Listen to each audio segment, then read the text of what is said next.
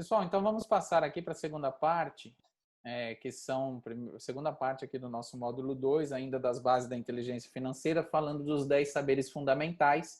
Esses saberes fundamentais, eles estão também, são conteúdos do professor Hernande Leite, que trouxe tanto no verbete quanto no livro Autogestão Existencial, no capítulo dele, ele traz os 10 saberes: comprar, doar, investir, mediar, negociar, partilhar, perder, poupar, valorar e vender.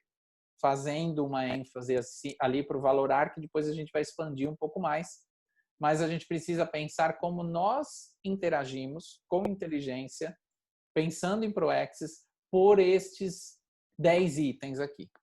Então vamos caminhar. Tem um padrão pensênico em cada um deles e vocês vão começar a perceber, e quem quiser expandir tem aí os conteúdos para essa expansão.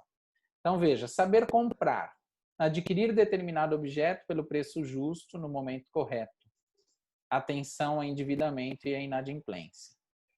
O limite que nós, no âmbito cosmoético, precisamos atentar é o limite da vulnerabilidade do vendedor. Eu nunca posso, uma vez que eu entendo o processo evolutivo, eu nunca posso fazer algo, tentar pedir desconto, tentar atuar de uma forma que eu vou passar da vulnerabilidade do vendedor. Isso é um aspecto fundamental. E aí, às vezes, assim, eu tenho muito esse perfil de negociação, e lá no passado, antes de eu acessar todas as informações, eu apertava alguém que estava vendendo ao máximo possível para eu conseguir encaixar na minha conta. Não tinha nenhuma má intenção por trás disso. Mas quando eu entendi esse aspecto, eu vi que muitas vezes o vendedor ele não faz a conta no detalhe e ele passa do limite do que ele poderia. Então, eu começo a observar se eu não estou com uma percepção e avançando na vulnerabilidade daquele vendedor. Isso eu já fui me tridatizando. Ao longo do tempo eu fui observando isso. Perceba você, cada um de vocês, como você atua no ato da compra, nesse aspecto da compra, quando você está comprando. E no contraponto também é diferente, porque zelar pelo seu recurso financeiro, quanto mais recurso financeiro ficar contigo, mais você vai poder aplicar em projetos, você também não pode ser perdulário. Então, a pessoa tem sempre os limites dela, mas você tem os seus limites. Você tem a sua vulnerabilidade, você não pode passar da vulnerabilidade do vendedor. Isso é importante você observar. Um verbete bem legal para a gente olhar, sempre conectado a esse tema, é o Consim Large. Consim Large é bem bacana de se observar, entender se você é uma pessoa que atua muito mais como Consim Large, e esta pensenidade Consim Large vai atrair um padrão de consciências, ou se você é a Consim, que no contraponto do Large é o Miserê, que aí a Consim Miserê, ela fica segurando, e o padrão de Consciex que ela vai atrair é um padrão de Consciex Miserê. O segundo saber é o saber doar. Abrir mão de algo utilitário ao outro sem causar danos pessoais. O maior exercício de doação é a prática do voluntariado interassistencial, onde geralmente paga-se para assistir. Você precisa saber doar, e o voluntariado é muito legal, porque ele é a oportunidade de você estar ali sem um interesse financeiro, se dedicando a outras consciências. E no voluntariado da Conscienciologia, ele é mais legal ainda, porque tem a oportunidade das pessoas trazerem informações de reciclagem que você precisa fazer. Isso, as pessoas são mais afeitas a isso. Então, ele é muito legal. O que você tem que entender é que sempre tem um limite, que você não pode doar mais do que você tem, que vai lhe causar danos pessoais. Mas você precisa, sim, observar, e vejam esse verbete que eu acho legal também, que é o altruísmo financeiro. O quanto de doação, o quanto de abnegação você tem, indo até o limite que não lhe causa danos pessoais. Então, depois eu vou querer que vocês pensem sobre cada um desses saberes, como é que você atua, como é que você lida com esses saberes da inteligência financeira. Caminhando, saber investir, planejar os investimentos evitando aventuras, ondas especulativas, o maior retorno financeiro em termos de, quando nós falamos aqui do aspecto de juros, está associado ao maior grau de risco. Então, quanto maior ganho, maior é a taxa de risco. Quanto maior o ganho possível, maior é a taxa de risco envolvida.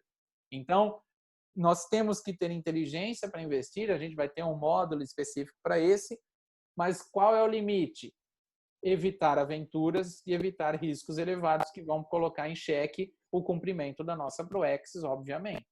Então, sempre pense qual é o seu apetite a risco, mesmo sabendo que um pouco de risco pode te trazer mais resultados. Se você ficar dentro de um risco alinhado, sempre organizado e tem estratégias para você fazer isso, é um saber fundamental a ser desenvolvido, porque muitas vezes você acaba cumprindo, conseguindo alcançar o seu pé de meia, utilizando o maximecanismo, ou melhor, o mecanismo somente, dos juros sobre juros, e isso vai te gerando resultado e você alcança o seu pé de meia lá na frente. Saber mediar também é um saber fundamental da inteligência financeira, que é mediar relações comerciais, mesmo não oferindo lucros comissários, né? As comissões, às vezes você vai fazer uma mediação, alguém lhe chamou, olha, eu estou com uma questão aqui, preciso de um apoio, e você vai, porque você é chamado, você tem aquela especialidade, você pode ajudar numa mediação, e mesmo sem tendo uma comissão daquilo, você simplesmente está fazendo aquilo pelo processo assistencial. E aí, você pode sempre atuar nesse momento como um agente de ponderação, de esclarecimento. Vale aí você sempre olhar, se você, para mediar tudo que você está querendo, você define e quer ter um benefício, ter uma comissão, ter um comissionamento sobre aquilo. Não é a melhor solução. A mediação, muitas vezes, é você olhar, ajudar as pessoas que estão envolvidas, e se aquilo está chegando para você, de novo, é porque você tem potencial para ajudar. Então, assista, olhe para aquilo e saiba mediar cada vez mais. Esse é um papel fundamental do processo interassistencial. Avançando aqui, o saber negociar. Negociar cosmoeticamente, sem causar prejuízo às partes envolvidas, não pressionar o mais fraco para comprar a preço baixo e não manipular para oferir maior lucro. Isso é o básico, né, de uma negociação, tem a ver com aquilo que a gente, às vezes, aquele primeiro item aqui da compra, né, saber comprar, tem uma conexão muito direta com o saber negociar, estamos ali juntos. O limite sempre é não ter prejuízo para qualquer das partes, isso a gente precisa observar sempre numa negociação. O processo de ganha-ganha precisa fazer parte de todo o aspecto de uma negociação.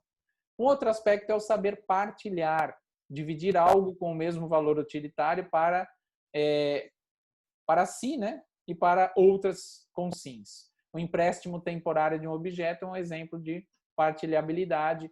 Hoje em dia a gente está muito mais afeito à economia compartilhada, à economia de compartilhamento, e aí vale cada um de vocês pensarem, né? Uma pessoa uma vez falou assim, puxa, a gente podia ter dentro de um condomínio uma caixa de ferramenta onde tivesse só uma ou duas furadeiras, duas chaves disso, duas chaves daquilo, que fosse compartilhado entre todos os moradores. E é lógico, né? Para que cada morador tem que ter a sua furadeira, você pode ter uma economia compartilhada. Quem sabe cada um de nós pode ser o fomentador de atitudes como essa de partilhamento. Até porque a gente predispõe, quando você está partilhando, que a pessoa busque você, que você possa assisti-la, e aí a gente sai do egoísmo e vai cada vez mais para o altruísmo.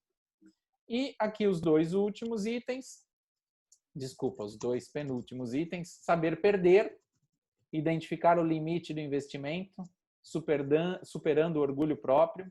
O saber perder é reservado a consciências maduras, não há qualquer motivo de vergonha nisso. Então, empreender é muito comum a gente acabar perdendo. Quanto mais a gente vai empreendendo, quanto mais a gente vai arriscando em processos, existe um risco grande de perda.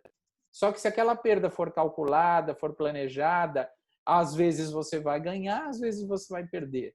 O que você precisa é não ter orgulho, ficar orgulhoso e não abrir mão, porque saber perder também é parte do processo, e tem um momento que você fala assim, puxa, mas eu já perdi isso, o que eu faço? Continuo? Não. Saber perder, às vezes, é parte de perdi aquilo e vou mudar a minha escolha.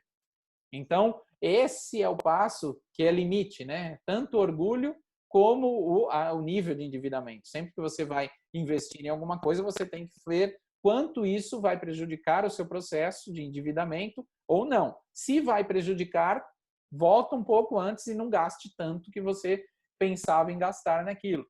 Você precisa fazer investimentos lúcidos. Então, pense aí, um verbete legal para olhar para o aspecto da perda é o buffer financeiro, que causa um buffer, você guarda uma grana ali para depois avançar.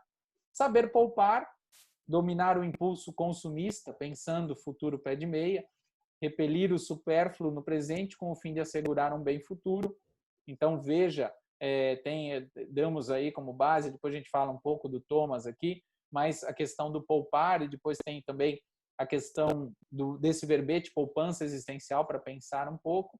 Eu não preciso poupar tanto, que é o limite do sacrifício inútil, desnecessário, porque aí eu estou atuando como uma consim miserê, mas eu também não posso gastar, ser perdulário com os meus recursos. Eu preciso de um equilíbrio entre isso. Vejam que é tudo saberes, inteligência. Eu preciso ir aos poucos. Como disse a Cris, a gente vai aprendendo, a gente vai criando novas memórias, a gente vai mudando a nossa forma de atuar.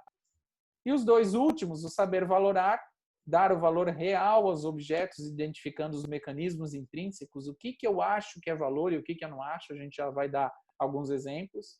A valoração é o saber mais importante da inteligência financeira. É ele que denota os demais, vocês já vão entender por quê. Então, quando eu sei emitir juízo sobre o valor de algo, eu estou fazendo escolhas. E aí, escolha proexológica tem a ver com o que eu valoro, o que eu dou valor para a minha vida, o que tem a ver com os meus princípios. A gente já passa por aí. E saber vender, transferir bens, lembra que da negociação, da compra, negociação, e aí na outra base, saber vender, transferir bens em troca de remuneração justa. A arte da venda exige boa comunicação, desinibição, flexibilidade, conhecimento do que está vendendo e dos potenciais compradores. O limite disso é nunca entrar em um processo de engodo e nem de cilada para quem está comprando. É muito comum, estou com um problema no carro, mas eu vou vender mesmo, então passo o carro assim. Há 2 semanas, estava falando com meu pai, ele estava vendendo o carro, e ele falou, puxa, Caio, mas eu estou com um problema aqui no freio. O que a gente faz? Eu falei, arruma o freio primeiro para depois a gente vender esse carro. Olha o risco que a gente pode colocar se a gente vende o carro com qualquer questão no freio do carro. Não era uma questão que ia perder o freio de um dia para o outro, mas tinha um barulho, tinha toda uma situação.